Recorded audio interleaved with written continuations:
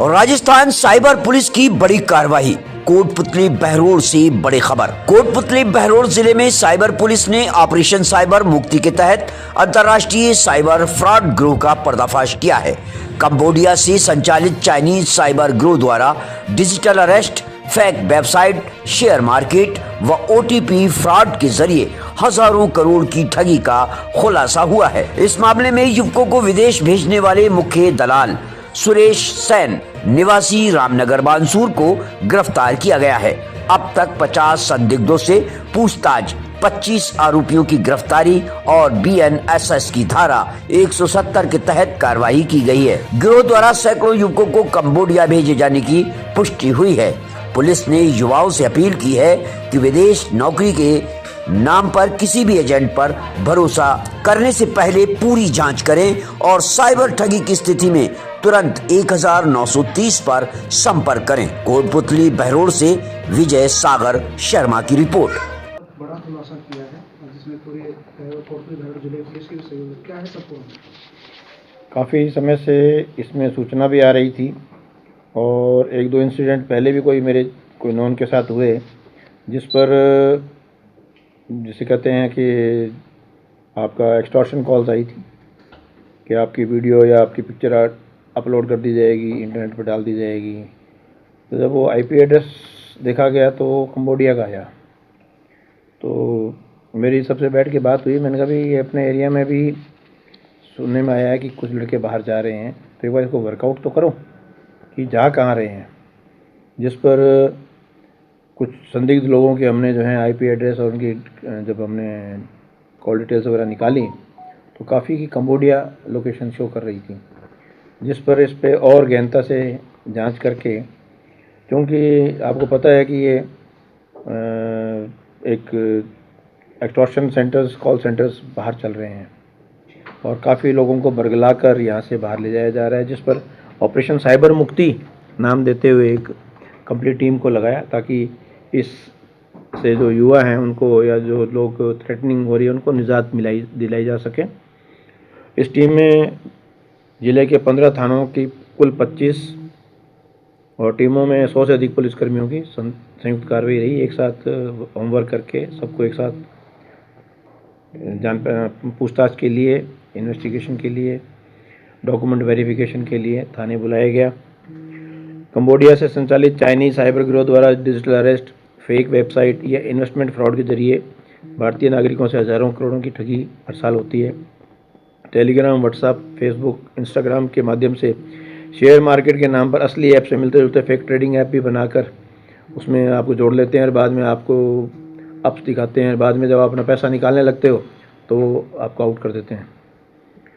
तो ये कंबोडिया स्थित सेंटरों से भी अपने आप को सीबीआई, ईडी, कस्टम का अधिकारी बनाकर भारतीयों को डिजिटल अरेस्ट और जो है कई साइबर फ्रॉड्स का निशाना बनाया जाता है। इसमें जो मुख्य दलाल जो हमारे हत्थे लगा वो है सुरेश सेन निवासी रामनगर बानसूर का, जिसको भी गिरफ्तार किया गया है। गिरोह द्वारा अब तक सैकड़ों युवकों को कंबोडिया भेजा गया, इसमें अकेले बानसूर से लगभग 50 के करीब युवक शामिल हैं। अब तक 15 संदिग्धों से पूछताछ में 25 संदिग्ध को 170 बीएनएस में गिरफ्तार किया गया। विदेश भेजे गए युवकों की पहचान व संपर्क प्रक्रिया जारी। अंतर्राष्ट्रीय नेटवर्क व आर्थिक लेन देन की भी आगे जांच करवाई जाएगी। ये पूरा अभियान श्रीमान हमारे रेंज एडीजी साहब के निर्देशन में और मेरी टीम के द्वारा एडिशनल एसपी नाजिम अली जी और सीओ राजेंद्र, सीओ बानसूर मेगा जी और वह ऑल एसएचओस। तो इसमें जो पूछताछ से सामने आया कि इलाका थाना बानसूर, कोटकासे, मुंडा और अन्य क्षेत्रों से कई लोग कंबोडिया में रहकर फ्रॉड कर रहे हैं। क्या रहे हैं, उनसे करवाया जा रहा है, वहाँ उनको रखा जा रहा है। एक तरह वो भी वहाँ कहीं ना कहीं पहले तो था, लेकिन अब कुछ सिस्टम उन्होंने भी चेंज किया है। मुख्य अभियुक्त सुरेश सेन पुत्र श्री रामदयाल सेन को जो है मुकदमा 2/26 दर्ज किया गया। धारा 316/2, 318/4, 351/2 बीएनएस, 66 DIT एक्ट में मुकदमा दर्ज।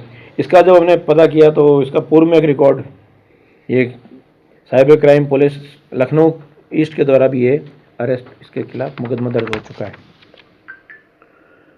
तो ये जो इनकी मॉडस ऑपरेंडी है वो ये है कि यहाँ से लड़के को जो है फर्जी पासपोर्ट वीज़ा बनाकर यहाँ से भेजते हैं, लाओस, थाईलैंड और इनके थ्रू ले जाकर कंबोडिया ले जाते हैं।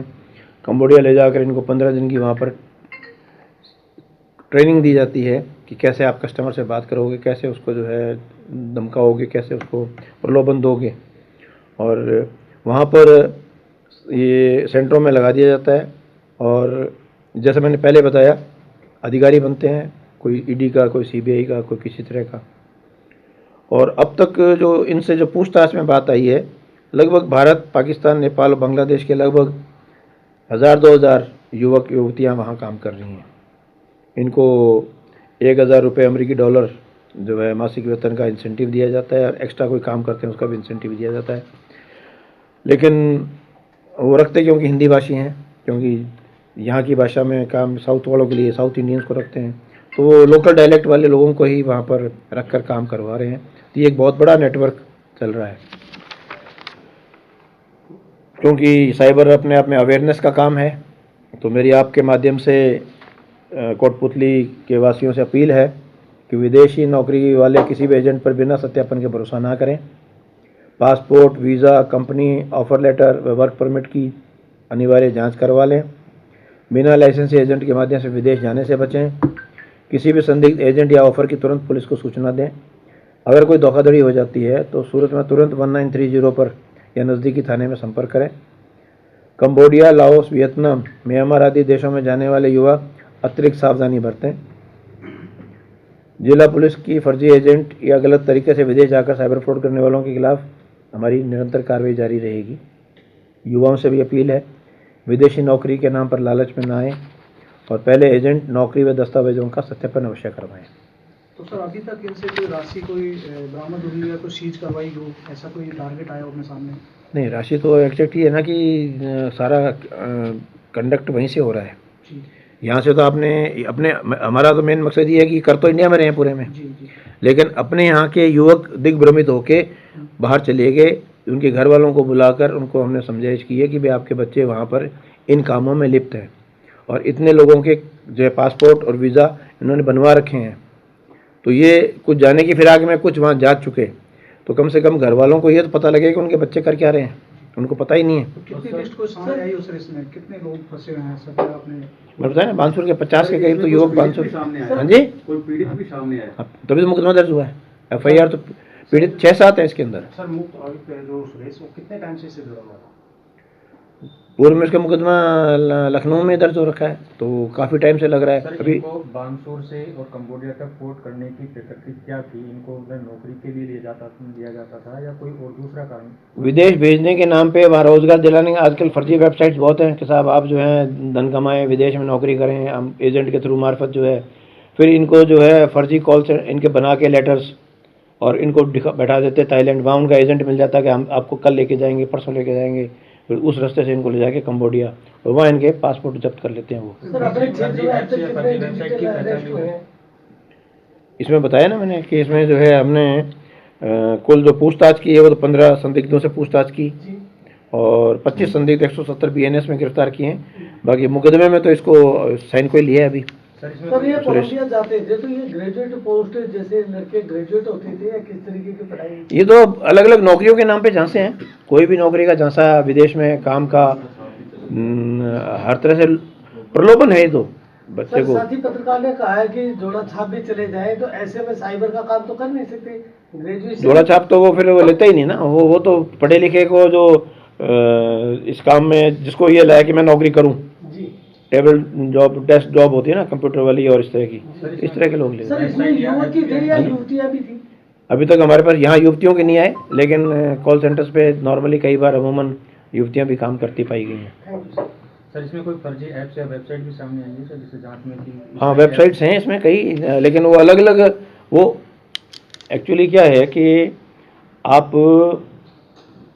चाहे गूगल पे चले जाएं, जो फर्जी वेबसाइट है वो पहले खुलेगी, ओरिजिनल वेबसाइट बाद में खुलेगी। मैं पहले जब अजमेर SP था वहाँ पे भी इस तरह एक फर्जी वेबसाइट में उसको जोड़ के ऐप में कि साहब हम फला मल्टी शेयर्स कंपनी के हमारे हम काम करते हैं, जोड़ लिया, अगला पैसे लगाया गया, लगभग 1,60,00,000 रुपए लगवा दिए उसके, कुछ खुद के कुछ लोन लेके। बाद में उसने जब पैसा वापस निकालना चाहा, स्टार्टिंग में छोटा इन्वेस्टमेंट करते हैं, वो तो क्या करते हैं, ये रिफंड कर देते हैं, आपके 5 के 15 कर देंगे, आपको यकीन हो जाएगा। फिर उस ग्रुप में जो जुड़े हुए हैं वो ये कहेंगे कि साहब मेरे इतने आ गए, वो क्या मेरे इतने आ गए, वो क्या मेरे इतने आ गए, तो आपको लगता है जब इनके आ रहे हैं मेरे भी आएंगे। तो फिर वो आपको प्रलोभन भी देते हैं। कई बार क्या करते हैं, आपने जो अमाउंट लगा दी उस अमाउंट को कहेंगे साहब हमने आपके बेनिफिट के लिए एक ये शेयर और निकला, इसमें लगा दिया, और इसमें आप इतना लगाने के लिए इतना पैसा और लगाना पड़ेगा। तो पैसा अब वो विड्रॉ मांगता होगा, नहीं अभी तो आपका नुकसान हो जाएगा, इतना और लगाओ, उसके बाद आपको पैसा मिलेगा। तो उन्होंने जब जाकर उन कंपनीज की वेबसाइट पे जाके चेक किया तो उन्होंने बताया कि हमारी तो वेबसाइट ही नहीं है। तो ये फर्जी वेबसाइट के माध्यम से ये काम। मैं एक और मामला जानता हूँ कि बच्चों ने जो है, कोई मेरे नॉन थे, वो बॉम्बे पढ़ रहे थे, वहाँ उन्होंने लिकर ऑनलाइन परचेज, उनका था बिल्कुल क्रेडिट से पैसे, आपको 20% रिबेट मिलेगी। उन्होंने वो क्रेडिट कार्ड का नंबर दिया, खाता साफ। मैं क्योंकि भरतपुर रहा हुआ तो मुझे पता था, तो भरतपुर उठवाए मैंने उनको। अभी जैसे आपने बताया 50 से ज़्यादा लोग बानसूर के फंसे हुए हैं। हाँ जी। तो जब उनके पास में नौकरी को पैसा आता था, जब वहाँ काम कर रहे हैं तो उनको वो पैसा देते थे, वो पैसा उनके घर भी पहुँचता होगा, तो किसी तरह की कोई शिकायत पुलिस तक नहीं पहुँची? नहीं, पैसा तो अब ऐसा है, आज मान लो मेरे अकाउंट में पैसा आ रहा है, मैं मेरे घर वालों को जो है फ़ोन पे कर देता हूँ, तो शिकायत कौन करेगा? आपने कहा सर कि उनके पासपोर्ट वहाँ जब्त कर लेते हैं। सुनने में आया कि वो वहाँ से निकल नहीं जाए, एक तरह से बंधक बना लेते हैं उनको, काम कर मजबूरी में काम करना पड़ता है। वापसी का जैसे आपने जो पीड़ित समझाया है, उनकी वापसी की उसमें एक हमारे पास शायद पीड़ित भी आया है जो पहले वहाँ रह चुका है, और वो यहाँ उसी ने हमारे को इसका काफ़ी खुलासा किया, तो उसकी आइडेंटिटी हम थोड़ा बता नहीं सकते। सर कुछ परिजनों ने ये आरोप लगाया कि पुलिस ने केवल पासपोर्ट बनाने के नाम पे ही हमारे बच्चों को उठाया, ऐसा कुछ हुआ है क्या?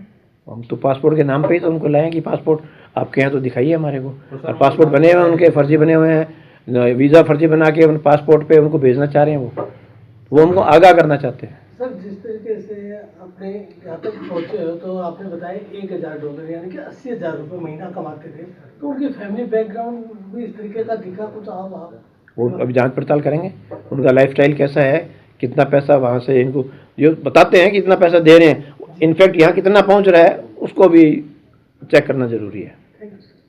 Thank you.